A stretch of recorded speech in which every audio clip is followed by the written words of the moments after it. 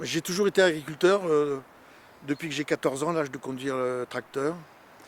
Euh, Mes vacances se passaient à la terre avec les ouvriers et sur le tracteur.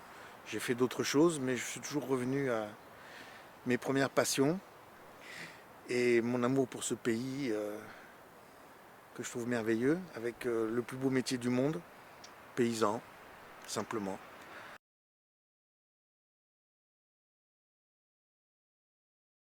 Il y a toujours eu une culture traditionnelle des oliviers par ici. Et puis il y a une quinzaine d'années, on a commencé à envisager l'hypothèse d'une possibilité de la récolte mécanisée, parce que ça fait plaisir à personne de travailler dehors au mois de novembre et au mois de décembre. Donc la mécanisation pour nous c'était vraiment un facteur d'amélioration de la qualité de l'huile. Ces olives là on les récolte au mois de septembre et au mois d'octobre, il fait encore beau mais après ça se complique. Donc on a planté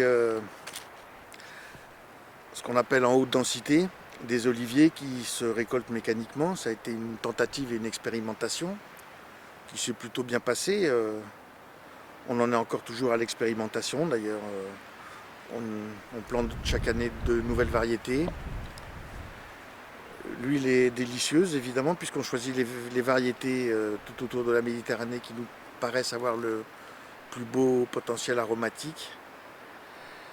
Et c'est un pays béni pour l'agriculture. Vous avez vu à 2 kilomètres d'ici, il y a les limons fertiles des bords du Rhône. Et là, on est sur les galets roulés des anciens lits du Rhône qui sont des terroirs magiques. Et puis, oui, Olivier Bossan est venu quand on commençait à planter ou quand il y avait déjà un petit peu de production. Et tout de suite, il a compris qu'il y avait des possibilités de faire de belles choses. Et il nous a soutenus et aidés moralement et commercialement, puisque ça a très bien marché dès le début. On a depuis 15 ans chaque année planté de la vigne, des oliviers. Chaque année, on pense que c'est la dernière fois qu'on plante, et puis chaque année, il y a des choses intéressantes qui se passent, et c'est ainsi que se passe la vie, une vie d'agriculteur. Pour les gens qui aiment l'huile d'olive, d'abord, il faut savoir que le beurre, le camembert, c'est très bon aussi.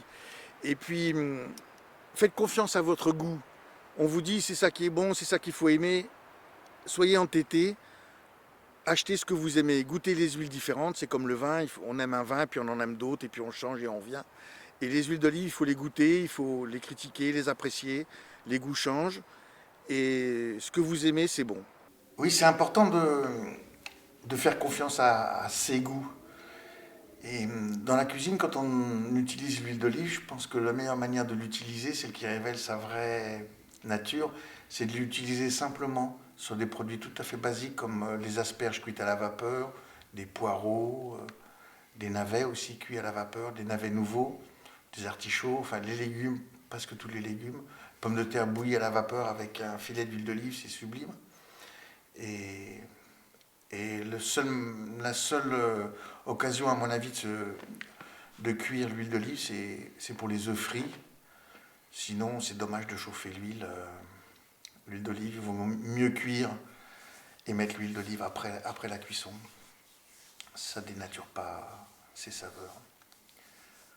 Voilà.